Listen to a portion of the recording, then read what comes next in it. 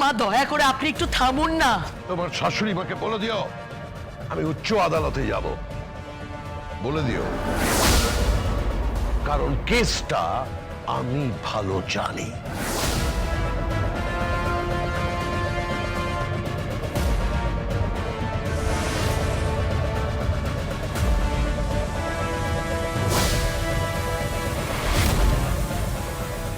কেন করছেন মা এরকম? কেন কেন করছেন? আপনি বুঝতে পারছেন না ও কতটা কষ্ট পেয়েছে? আমি কষ্ট পাইনি বড় বৌমা, এত বছর ধরে একবার মা ডাক শোনার জন্য আমি অপেক্ষা করছি। আমি কষ্ট পাইনি? কি কষ্ট পাইনি আমি? আজ ওর মা ডাকার কথা ছিল আমাকে, কিন্তু ডাকেনি। ও নাকি উচ্চ আদালতে যাবে। যাক, এখানে মুখে কালি লেপেছে, ওখানেও মুখে কালি লেপবে ওই গীতা।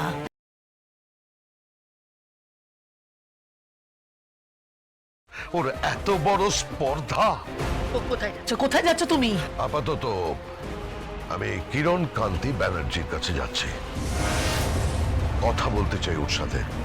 ওনার সাথে কথা বলা দরকার। হ্যাঁ, ওনাকে বোঝানো দরকার যে উনি যেন হোপ না ছাড়েন। কংগ্রাচুলেশনস। Thank you. এই সময় কিন্তু একটা হাক দরকার ছিল।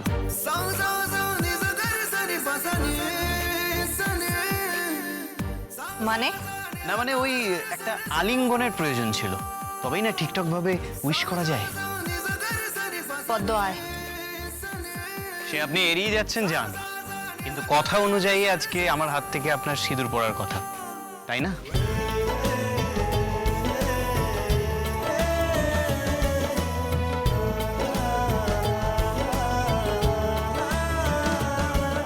আমি গয়নাগুলো মায়ের কাছ থেকে নিয়ে আসবো, নিয়ে এসে আপনার স্মৃতিতে সিঁদুর দিয়ে আমি আমার বাড়ি নিয়ে যাব। কি কথার খেলাপ করবেন না তো? কি হলো, উত্তর দিন। আমি আপনাকে আমার স্ত্রী হিসেবে পেতে চাই, পরিপূর্ণভাবে। আপনি তো কথা দিয়েছিলেন। কিন্তু স্বস্তিক বাবু। কোনো কিন্তু নয়, আপনি কথা দিয়েছিলেন। আশা করি আপনার কথার দাম আছে। দেখুন, আপনি বুঝবার চেষ্টা করুন। ওই একই বাড়িতে অগ্নিজিৎ মুখার্জি আর আমি। সে আমি বুঝে নেব। আমি গজকচ্ছপকে এক বাড়িতেই রাখবো। আপনি না একদম জাতা একেবারে। ঠিক তাই, আমি আপনার জন্য জাতা, আমি আপনার জন্য পাগল, আমি আপনার জন্য সবকিছু। আমি পৃথিবীর সেরা প্রেমিক হতে চাই আপনার জন্য, এবং বেস্ট বর হতে চাই আপনার জন্য।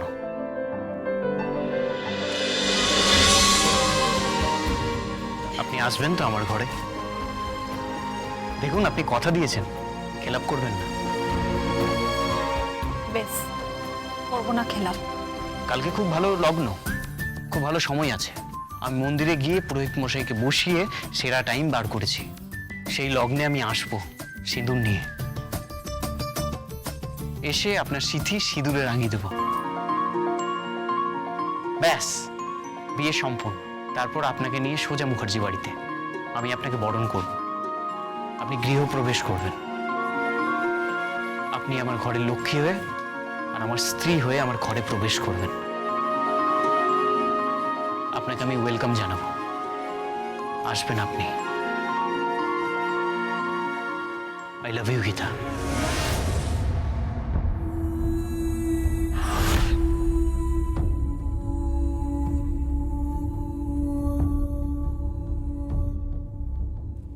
মিথ্যে,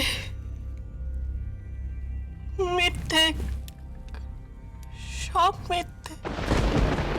আজটাও মিথ্যে দিলে ভগবান।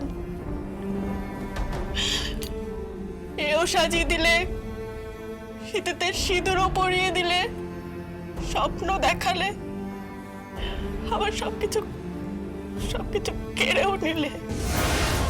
সব মিথ্যে, বিয়েটাও মিথ্যে, অগ্নিসাক্ষীও মিথ্যে, শুভদৃষ্টিও মিথ্যে, সিঁদুরদানটাও নকল। শাখা পলা সিঁদুর বর সব মিথ্যে। সব মিথ্যে, সব মিথ্যে, সব মিথ্যে, সব মিথ্যে।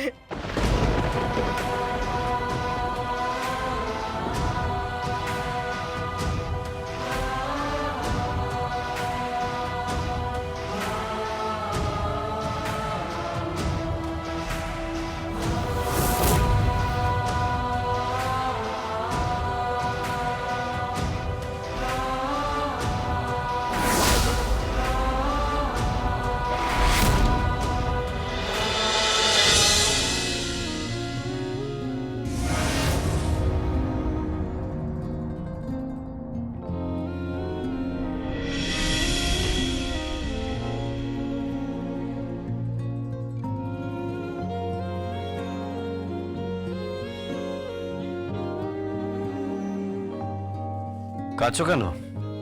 কি হয়েছে কোর্টে?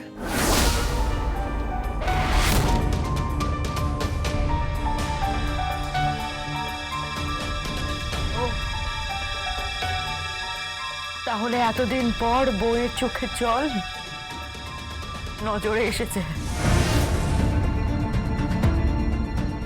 এই কান্না তো প্রথম নয়, 1000 বার কেঁদেছি এই বাড়িতে, গুমড়ে গুমড়ে কেঁদেছি, বালিশ ভিজিয়েছি রোজ রাতে, কেউ একবারও তাকায়নি। তুমিও পাশে শুয়েছিলে, একবারও ফিরেও তাকাওনি। আর আজ প্রশ্ন করছো কান্না কিসের? জানো না কান্না কিসের? হ্যাঁ, আজকে আমাকে কোর্টে নিয়ে যাওয়া হয়েছিল। আমার শ্বশুর মশাই, শুধু তার পাশে দাঁড়াবো বলে আমি কোর্টে গেছিলাম।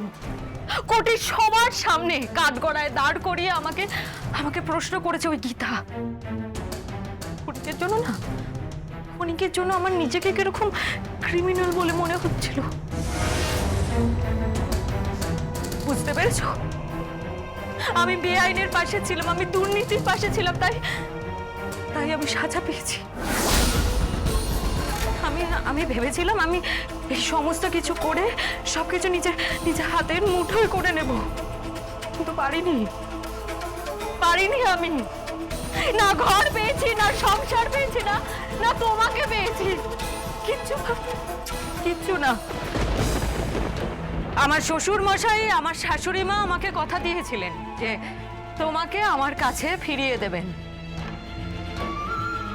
তারাও পারেননি তারা। তবে হ্যাঁ, একটা গুড নিউজ আছে মিস্টার সাত্বিক মুখার্জি। গীতা এই কেসটা জিতে গেছে। And I am sure Swastik এবার ওর সিঁথিতে সিঁদুর পরিয়ে, গায়ে গয়না মুড়িয়ে এই বাড়িতে নিয়ে আসবে। কেউ আটকাতে পারবে না, কেউ না। না আমার শাশুড়ি মা, না আমার শ্বশুর মশাই, না তুমি।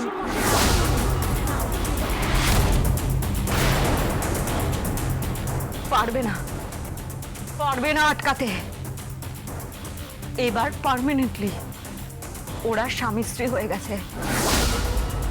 আর এবার মগজের মধ্যে যে নামটা খোদাই করা আছে না, সেই নামটা মুছে ফেলো জাস্ট।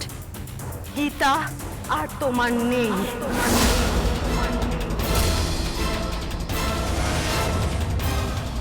এ জন্মে নেই, এ জন্মে শুধু আছে তোমার গিনি, আর কেউ নেই।